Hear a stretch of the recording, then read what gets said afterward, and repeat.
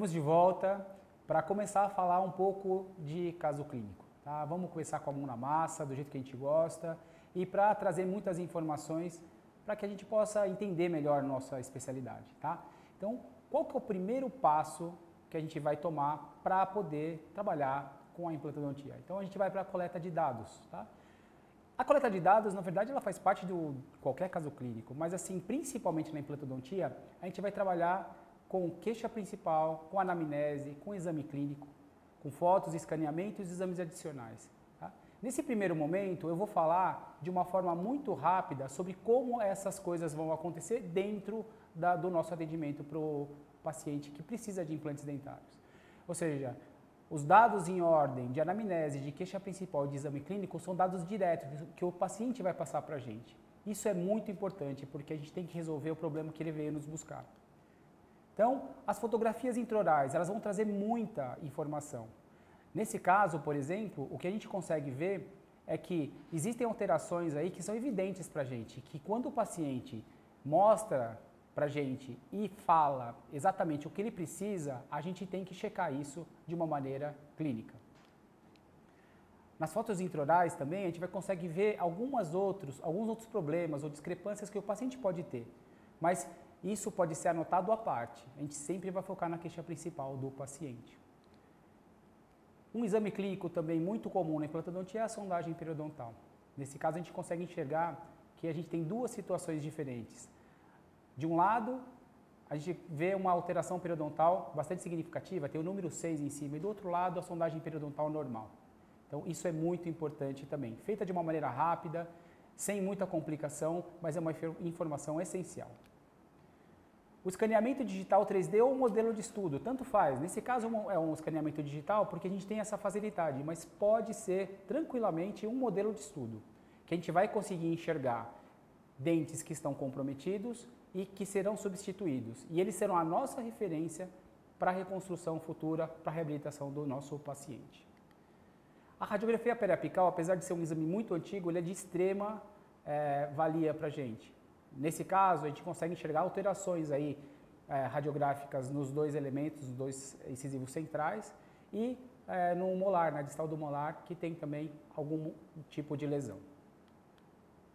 Indo para a radiografia panorâmica, tem muitos colegas ótimos que eles adoram fazer planejamento em cima de radiografia panorâmica. Particularmente, eu gosto de usar isso como um elemento secundário. Nessa panorâmica, a gente consegue enxergar dentes que tem canal tratado, juntar esses dados com dados que o paciente nos trouxe. Nesse caso, o paciente falou que ele tinha sofrido um acidente com uma bicicleta quando ele era adolescente. E a radiografia panorâmica também ela pode trazer dados de patologias que possam existir, a gente não está identificando, que não tem nem sinais nem sintomas aparentes. Para esse caso e para outros casos da implantodontia, é essencial trabalhar com tomografia computadorizada.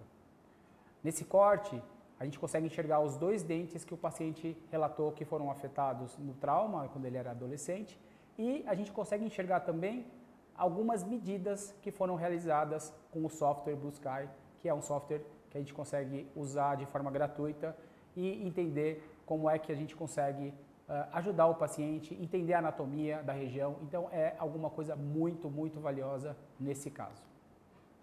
Nesse ponto, a gente vai juntar elementos para fazer o diagnóstico e o plano de tratamento, que é a nossa discussão principal. Eu acredito que a coleta de dados e o estudo do caso prévio é um dos grandes elementos do sucesso para a realização da cirurgia de implantes e da reabilitação posterior. Então, vamos trabalhar em cima desses elementos, vamos estudar isso previamente, para que no próximo passo o nosso sucesso ele seja bem definido. E eu queria discutir com vocês os 5 passos que a gente vai utilizar para ter um bom planejamento, para realizar um bom tratamento e finalizar nosso caso com a maior margem de segurança possível, para o nosso sucesso e para o sucesso do caso. Bom, voltando aqui, agora nós temos uma nova discussão. Pegamos os elementos dos pacientes, trouxemos exames complementares, começamos a discutir com o paciente qual que é o objetivo do tratamento. Então, a partir de agora, que a gente vai fazer o planejamento. Planejar é uma ação. Essa ação ela tem que ser baseada em informações que foram coletadas E a partir desse momento, a gente vai começar a traçar nosso plano. Tá? Então, eu sempre discuto com meus colegas, com os alunos aqui da faculdade, que para a gente resolver um problema, a gente tem que saber qual que é o problema. Então, o nosso primeiro passo para um bom planejamento de implantes é o diagnóstico. Saber qual é o problema. Definir o problema. A partir do momento que a gente define o problema, a gente consegue definir algumas soluções. Nesse caso, vai ser o nosso segundo passo, a nossa conduta terapêutica. Como fazer para resolver, para ajudar o paciente e no nosso contexto aqui dentro da implantodontia. Como o objetivo do paciente é substituição daquele dente, a gente vai trabalhar com planejamento protético. Pô, Alexandre, mas planejamento protético antes de fazer a cirurgia de implante, a gente vai imaginar qual que é o fim do nosso caminho, para depois traçar como chegar até ele através dos implantes dentários. E isso a gente vai fazer através do nosso planejamento cirúrgico. E tudo isso com o objetivo final de resolver a queixa principal do paciente. Então, esses são os 5 passos para um bom planejamento, para uma boa atitude em relação aos implantes dentários. E uma coisa que eu sempre falo, esses dados, eles têm que ser definidos antes de começar a primeira intervenção. É essencial que tudo isso tenha sido definido antes. Então, no caso que foi apresentado, o nosso diagnóstico é reabsorção externa. A reabsorção externa dos 2 dentes está evidenciado tanto na radiografia periapical, quanto na radiografia que foi realizada, na verdade, na tomografia, o corte tomográfico, está evidenciado ali na região palatina, e mesmo na foto clínica, se vocês observarem na seta vermelha, tem ali um vermelhão, um avermelhado na porção distal do elemento 21. Tá? Esse é um sinal clássico que, junto com a sondagem, nos demonstra que esse dente realmente está perdido e a gente não consegue trabalhar com ele de outra forma que não seja com implantes dentários ou com uma prótese dentária.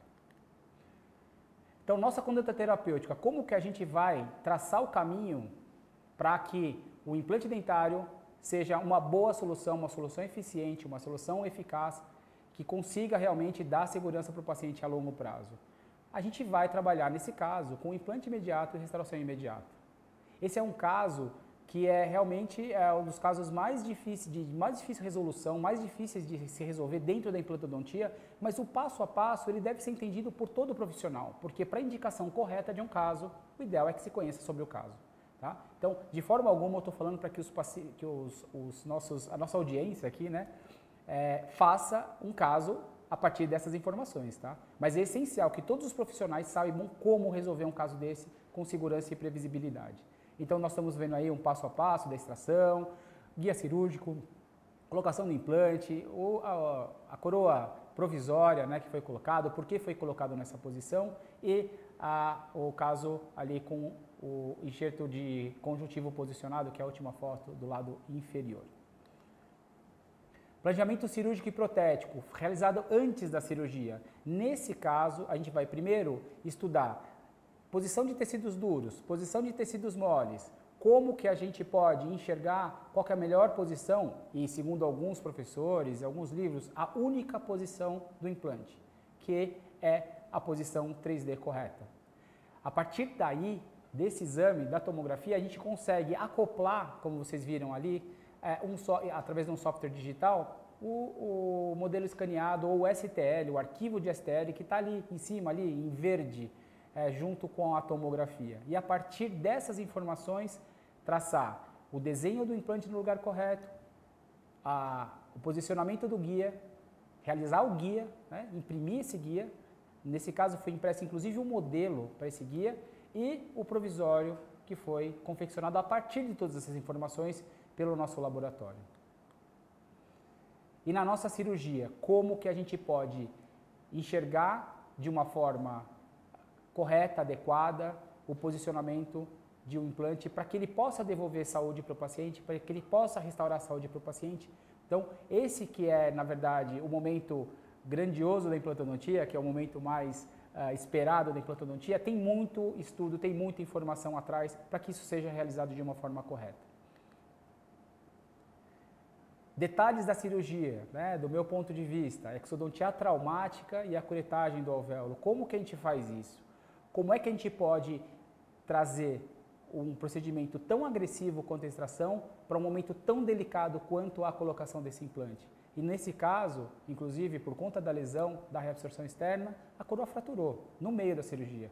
Como que a gente pode fazer com que essa complexidade se traduza numa leveza para que a gente possa tratar bem dos tecidos que estão envolvidos e ao mesmo tempo cuidar para que eles possam se regenerar, para que eles possam cicatrizar, para que eles possam, após um período de osseointegração, devolverem saúde, estética e função para o paciente. E detalhes da cirurgia de posicionamento, qual que é o posicionamento na situação vestíbulo-lingual, na mesodistal, qual que é a situação da posição da plataforma do implante. Pô, o que é a plataforma do implante? Gente, a gente vai discutir tudo isso aqui com mais detalhes mais à frente. Então, esse é só um overview, só uma vista panorâmica do que a gente vai ver nos assuntos desse nosso canal. Esse caso envolveu também enxerto de tecido mole, que é um enxerto de tecido conjuntivo. Então, do lado ali do segundo quadrante, foi removido um fragmento de tecido conjuntivo que foi demonstrado ali no nosso slide, nessa fotografia superior, e posicionado dentro entre o tecido ósseo e o tecido gengival. Por que a gente fez isso? O que a gente estava tentando tratar quando a gente fez isso? E esse é um procedimento bastante comum nesses casos. E finalmente a instalação da coroa provisória.